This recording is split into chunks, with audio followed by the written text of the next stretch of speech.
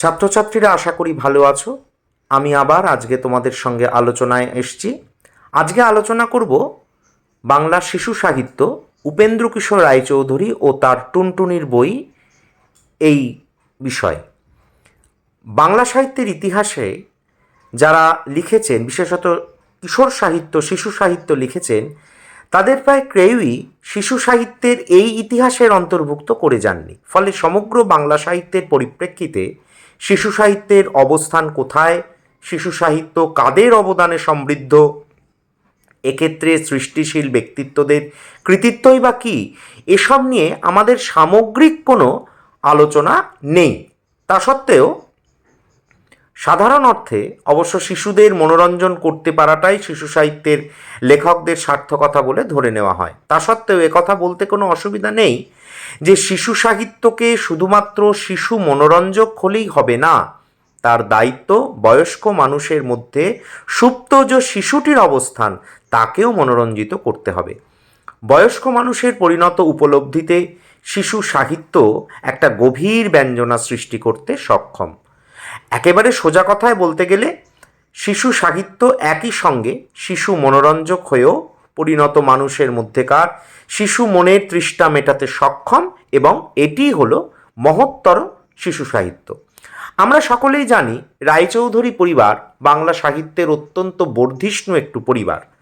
উপেন্দ্র কিশোর রায়চৌধুরী, যার জন্ম হয়েছিল 1863 খ্রিস্টাব্দে, তিনি বাংলা শিশু সাহিত্যের এমনই একজন উঁচু মানের লেখক। শিশু মনোরঞ্জনী গুণসম্পন্ন সাহিত্যের স্রষ্টা হিসাবে তিনি দেখিয়েছেন বাংলা শিশু সাহিত্যের সীমানা কতদূর এবং তা কেমন হতে পারে।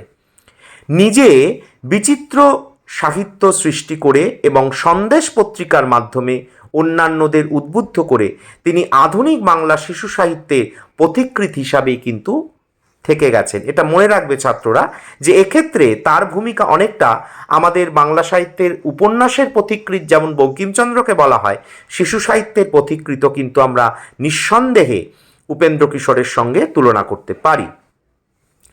এখন প্রশ্ন হলো কি কি গুণ একজন আদর্শ বা যথার্থ শিশু সাহিত্যিকের প্রয়োজন, তা একটু আলোচনা করলে ভালো হয়। আমি এই বিষয়টাকে একটু সংক্ষেপে তোমাদের সঙ্গে আলোচনা করছি। আমি আগেই বলেছি একজন সাহিত্যিকের লেখা এমন গুণসম্পন্ন হতে হবে যাতে ছোটদের খুশি হবার উপকরণ তাতে থাকে, একই সঙ্গে তাকে আবার বড়দের মনের চাহিদা মেটাতেও সক্ষম হতে হবে। শিশু সাহিত্য আস্বাদন করে শুধু ছোটরা খুশি হলেই তো চলবে না, অন্যদিকে সহানুভূতিশীল বড়দের মধ্যেকার যে শিশু মন, এটা ভীষণভাবে মনে রাখবে তোমরা, যে বড়দের মধ্যেকার যে শিশু মন একই সঙ্গে যেমনটি খুশি হতে পারে তেমনি বিচারও করতে পারে। সুতরাং যে সাহিত্য এই দুইকে মেলাতে পারে না তাকে কিন্তু আমরা উন্নত শিশু সাহিত্য বলবো না, বা যদিও সেটা বলি সেটা হয়ে যাবে প্রশ্ন সাপেক্ষ। সহানুভূতিশীল বড়দের খুশি করতে গিয়ে ছোটদের ইচ্ছে খুশির পৃথিবী যদি আবার উপেক্ষিত থেকে যায় তাহলেও শিশু সাহিত্য সৃষ্টির উদ্দেশ্য ব্যর্থ হয়ে যায়, কারণ শিশুর মন জোড়াজুড়িকে সহ্য করতে পারে না। আদর, স্নেহ ও মমতার মধ্য দিয়ে যে শিশু সাহিত্যের সৃষ্টি, সেই শিশু সাহিত্যের স্রষ্টাকে শিশুদের কাছে পৌঁছাতে হবে। আমরা এরকম অনেক শিশু সাহিত্যিকের নাম জানি। আমি প্রথমেই বললাম উপেন্দ্র কিশোর রায়চৌধুরী, তেমনি যোগীন্দ্রনাথ সরকার, ইনিও কিন্তু একজন অত্যন্ত খ্যাতসম্পন্ন শিশু সাহিত্যিক। শিশু সাহিত্যে এইসব উপাদান মানুষের মুখে মুখে পুরুষ পরম্পরায় প্রবাহিত হয়ে শিশুদের কাছে পৌঁছেছে। যুগ যুগ ধরে শিশুদের মন ক্রমে ক্রমে পরিণত মানুষের সুখ দুঃখ, ন্যায় অন্যায়, পাপ পুণ্য, আনন্দ বেদনা প্রভৃতিকে উপলব্ধি করতে সক্ষম হয়েছেন। আমরা যদি আরেকটু বিস্তৃত দেখি যে উপেন্দ্র কিশোর রায়চৌধুরীর যে টুনটুনির বই, যেটা বিশ্ব সাহিত্য কেন্দ্র থেকে প্রকাশিত হয়েছে এবং এই বইটি অত্যন্ত গুরুত্বপূর্ণ, সেখানকার ভূমিকাতেও আমরা এই কথাটি কিন্তু লক্ষ্য করেছি যে দেশীয় ও পাশ্চাত্য এই দুই অনুভবের ক্রিয়া প্রতিক্রিয়ায় যে উপেন্দ্র কিশোরের শিল্পীমনটি গড়ে উঠেছিল তার মূল ছিল কিন্তু মানুষের জীবনধারার মধ্যে। এটা বলতে পারি উপেন্দ্র কিশোর দীর্ঘজীবী হননি, মাত্র 52 বছর তিনি বেঁচে ছিলেন, যে জীবন একান্তই কিন্তু নির্দিষ্ট করা ছোটদের। ছোটদের ছোট ভেবে বড়দের অবহেলার তো শেষ নেই। একটি আমাদের জীবন, সে জীবন ছোটদের উৎসর্গ করেছিলেন উপেন্দ্র কিশোর।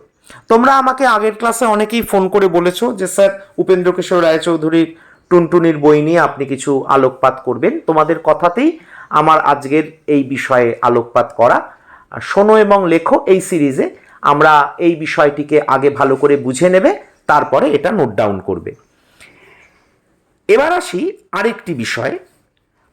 উপেন্দ্র কিশোরের প্রথম রচনা প্রকাশিত হয়েছিল প্রমোদাচরণ সেনের সখায়। সে প্রবন্ধের নাম ছিল মাছি। সেই শুরু। সখার অজস্র লিখেছেন উপেন্দ্র কিশোর। প্রমোদারঞ্জনেরই আবিষ্কার। জহুরি যেমন জহর চেনে, তেমনি প্রমোদাচরণ চিনেছিলেন উপেন্দ্র কিশোরকে।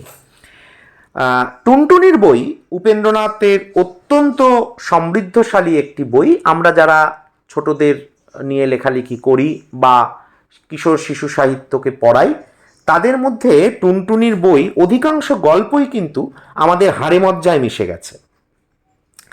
একদিন যে গল্প আমাদের ছোটদের মুগ্ধ করেছিল, মানে আমি বলতে চাইছি যে গল্প পড়ে ঠাকুর দ্বারা মুগ্ধ হয়েছিল, সে গল্প পড়ে আনন্দে আপ্লুত হয়েছে এ যুগের নাতিরাও। কিন্তু বড়রা অনেকেই তাদের যুগে সব ভালো ছিল, এখন যাচ্ছে তাই, এমন ভাবতেই বেশি তো অভ্যস্ত হয়। মানে আগেই সব ভালো ছিল, এখন যা তা, এটা ভাবার কিন্তু কোনো কারণ নেই। তার কারণ একালের ছোটরা একেবারে বদলে গেছে। আসলে একালের ছোটদের বিনোদনের জগৎটা বদলে গেছে। এই পার্থক্যটা আমাদের মেনে নিতে হবে। তবুও বলবো যে শিশু মনের মধ্যে সেই রূপকথা, সেই ব্যঙ্গমা ব্যঙ্গমী, সেই দস্যুর গল্প, এগুলো কিন্তু এখনো আলোকপাত করে। এবং সব থেকে বড় কথা যে এই কম্পিউটারের যুগেও কিন্তু ছোটরা যদি টুনটুনির বই হাতে পায় তাহলে সেটা গোগ্রাসে গিলে ফেলে। এবং শিশু বালকেরা হামেশাই এর সন্ধান পেলে যার টুনটুনির বইয়ের অনেক গল্পই তাদের মুখস্থ। ছোটদের কবিতা মুখস্থ করতে করতে কখনো বাধ্য করা হয়, গল্প কিন্তু কদাপি নয়। টুনটুনির বই ছোটরা মুখস্থ করে ফেলে প্রাণের আনন্দে। এত বছর পেরিয়েও এই গল্পগুলির আকর্ষণ কিন্তু একটুও কমেনি। মুগ্ধ বিস্ময়ে সেগুলো পড়তে হয়। আজ এই অবধি।